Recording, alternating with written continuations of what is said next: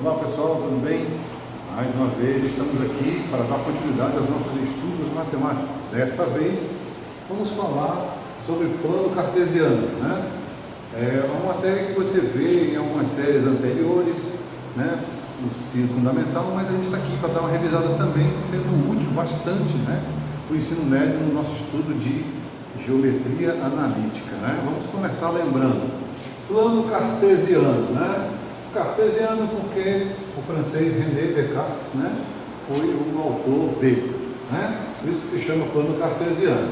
Ele é composto, ó, reta x, chamada de abscissa, reta y, chamada de ordenada, tá bom?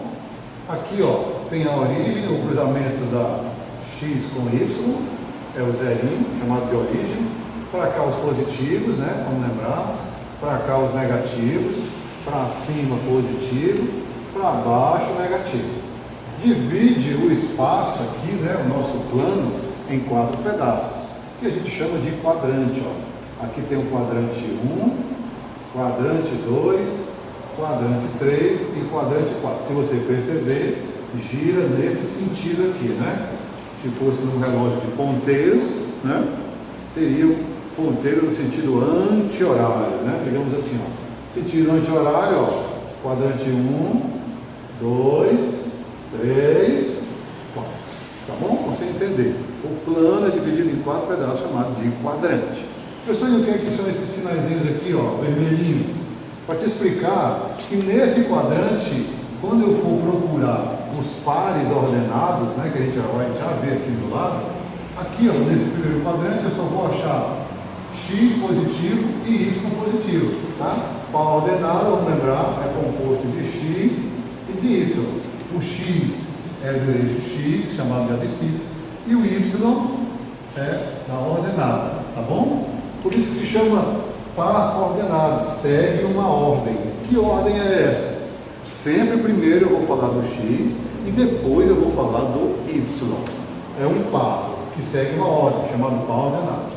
Nesse quadrante 2, o x aqui, ó, sempre vai ser negativo e o y sempre positivo.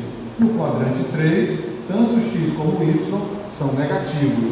No quadrante 4, o x é positivo e o y é negativo. Revisãozinha básica, tá? Seguindo adiante, né, eu coloquei um outro plano cartesiano aqui e localizei alguns pares, que é para você entender, tá bom? Ó, coloquei duas retas. Aqui eu tenho o quadrante 1 e o quadrante 3. 1, 2, 3, 4. Aí eu chamei isso aqui de bissetriz dos quadrantes ímpares. Tá? Quadrante ímpar, você sabe, é o quadrante 1 e o quadrante 3.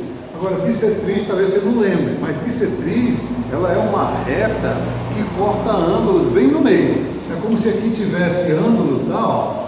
Se aqui fossem ângulos, tá? E a bissetriz, que é essa reta aqui, ó, sai cortando os ângulos bem no meio. Chama-se bissetriz. E por que se chama de quadrantes ímpares? Porque aqui ela corta os ângulos bem ao meio no quadrante 1 e no quadrante 3. Assim como a bissetriz dos quadrantes pares. Quadrantes pares e quadrantes ímpares, que cortam os ângulos no meio do quadrante 2 e do quadrante 4. Aí eu localizei, ó, x é 4, y é menos 4. Está aqui o pontinho, ó. Ela veio e cortou. Se eu tivesse um ângulo bem por aqui, a bissetriz ia cortar esse ângulo bem ao meio, tá? Por exemplo, bem aqui, ó, é o 5. E aqui é o menos 5. Tá vendo aqui, ó? Menos 5. Está aqui o ponto de encontro deles. E a bissetriz corta bem ao meio esses ângulos, tá bom? Então, isso é a bissetriz de quadrante ímpar e de quadrante par.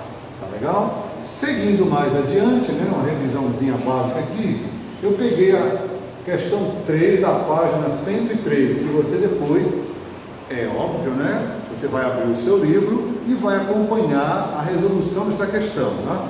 E lá ele pede para a gente localizar esses pares ordenados. Par ordenado que eu falei, né?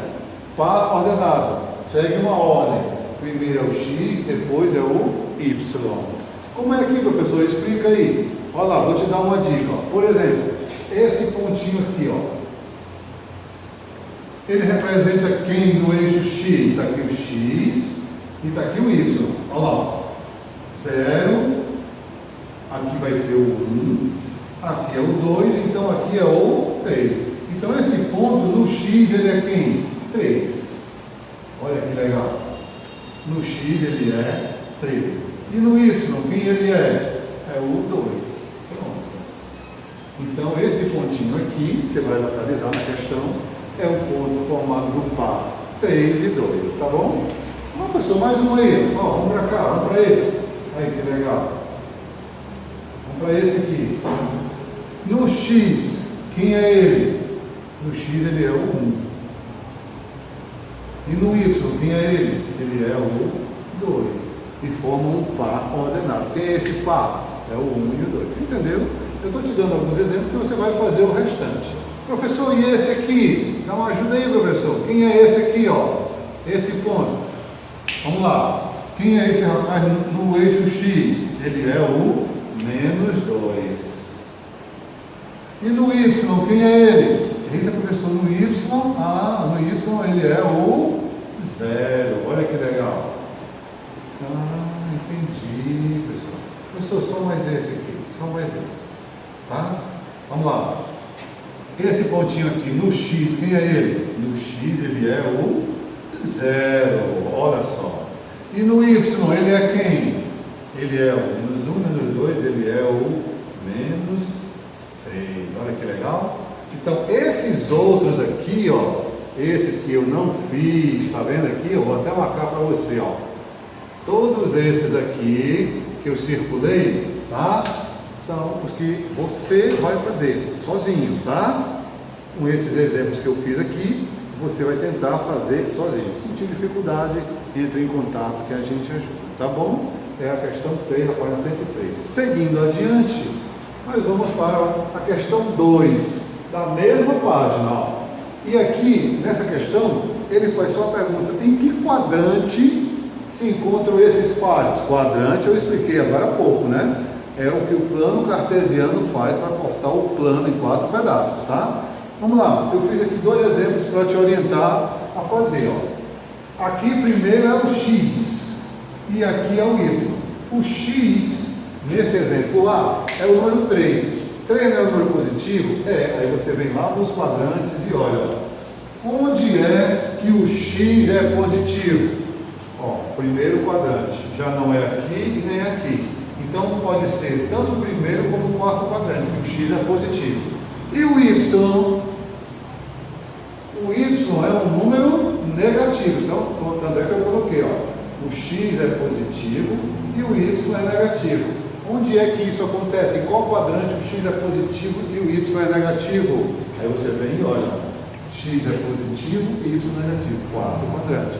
Aí resposta, quarto quadrante. Professor, entendi.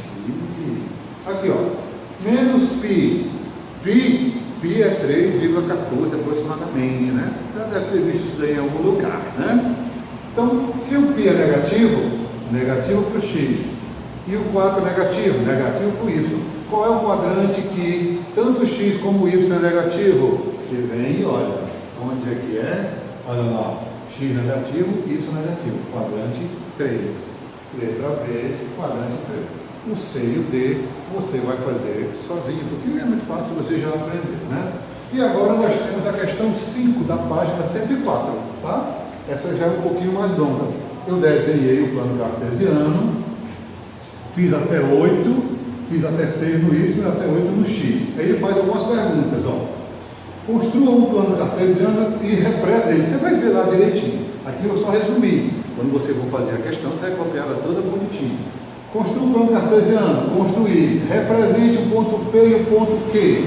O ponto P é esse aqui, ó. Quem é o X? 8. Quem é o Y? 0. Aí. Já o ponto Q, quem é o X dele? 0. Quem é o Y? 6. Então a letra A aí feita para você, de brinde, ó. B, qual é a distância de P? A distância de P e a até a origem do plano cartesiano, tá certo? P e Q, eu esqueci de colocar. Não.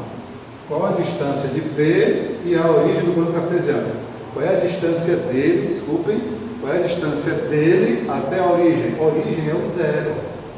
Qual é a distância do P até a origem? Olha lá, 8. Resposta, 8. Qual é a distância de Q e a origem? O Q está bem aqui, ó. A distância dele até a origem? 6. Resposta, 6. Tá ok? Letra D. Faça uma estratégia para calcular a distância entre P e Q. Aí eu já desenhei aqui para você, ó. A distância de P entre P e Q é quando você liga a menor possível, né?